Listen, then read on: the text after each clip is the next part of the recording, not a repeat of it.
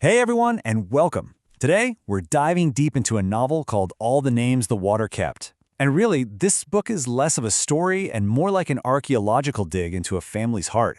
It's a beautiful, haunting look at memory, the secrets we keep, and the way the past is never really past.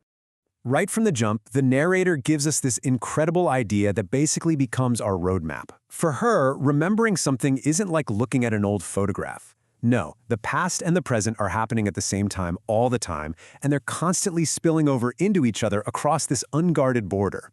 So, let's step into what our narrator, Solenne, calls the country of having been.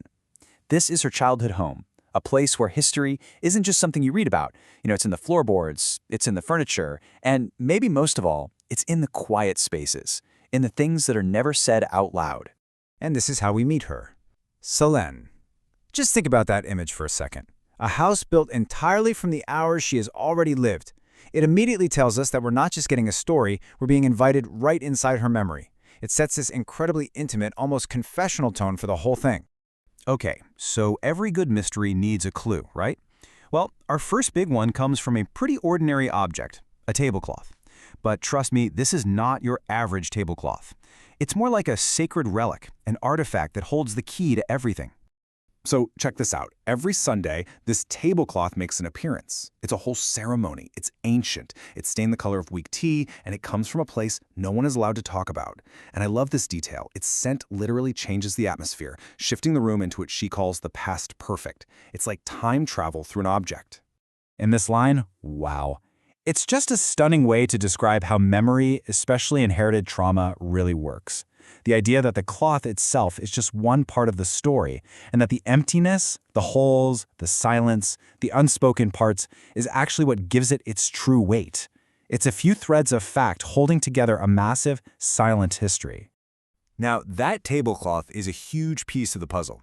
It's the mother's half of the story. But at the very same time, every Sunday, there's a whole other ritual of grief happening, just outside the house. While the tablecloth is on the table, Solenne's father, Theodore, he just vanishes. He goes to the river. But here's the thing, he's not going to the water. The river has long since dried up. He's walking along in absence, listening for a memory that the ground itself still holds. And here you can really see the two sides of this family's sorrow. On one hand, you have the mother, Elodie, with the tablecloth. That's her connection to a huge inherited historical trauma. On the other, you have the father, Theodore, walking that dry riverbed. That's his immediate personal grief for his brother, Marc, who actually drowned there. All right, now here's where the story really takes a turn. It all starts when Solenne is just a kid. She's looking for something as simple as a scarf, but instead she finds a shoebox full of secrets that will change everything she thought she knew. And this is the moment, right here. A completely accidental discovery. She's just rummaging around, finds this old box tucked away on a high shelf, and way at the bottom, she finds these thicker, older photos. And they all seem to be from the same event, some kind of family party. And then she sees this, the final photograph in the sequence. And it's haunting. The table is empty, the people are just gone. A chair is knocked over. But the detail that will just stick with you, the thing that gives you absolute chills, is that the food on the table was still warm. So you're left with this massive, terrifying question. Where did everybody go? It's not just an empty room. It's a scene of sudden, violent interruption. It's like a snapshot of the exact second a family's life just stopped. And she has to live with that question for years. She gets no answers. It's not until she comes back home from college, older, and maybe finally able to truly see her home, that the clues start to appear. And what's the first thing she notices? This, a mezuzah on the kitchen door frame. And the wild part is, it has been there her entire life. A huge secret just hiding in plain sight, and she never knew what it was. For those who might not know, a mezuzah is a sacred object in Jewish homes, a sign of faith. And for Solenne, finding out what it means is like finding the key to a locked door. It confirms a hidden Jewish heritage, and it unlocks the story her mother is finally ready to tell. And then the whole story just comes pouring out, the history of the Horowitz family, back in Poland. They were at a family gathering, yes, the very same one from those photographs, when they were captured. The only one who made it out was their youngest daughter, Luce, Solenne's grandmother. She was sent away to be safe, and all she carried with her was that story. and the tablecloth. And with a few simple words, everything clicks into place. The woman in the old photograph, her great-grandmother, Rivka. Her grandmother, Luce, was sent away.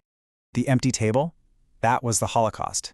And the decades of family silence, well, that was survival. So now finally we can understand the emotional atmosphere of this house. It was never just one sad story. It was two completely different tragedies, two distinct kinds of trauma, one personal, one inherited, layered right on top of each other. And that mix created the unique emotional weather that Solenne grew up breathing. And here's how those two great sorrows fit together. Theodore's grief for his brother is expressed through a pilgrimage to an absence, the dry river. Elodie's grief for her family is expressed through a ceremony around a presence, the tablecloth. One is about what's gone, the other is about what remains. And the novel makes it clear that both of these forces are equally powerful in shaping who we are.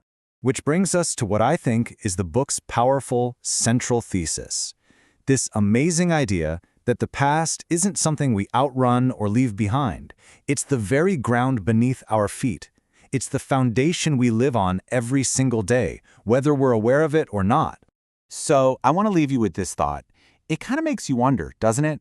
What are the tablecloths in your own life? What are the objects, the heirlooms, the little things you carry with you that hold these enormous silent stories?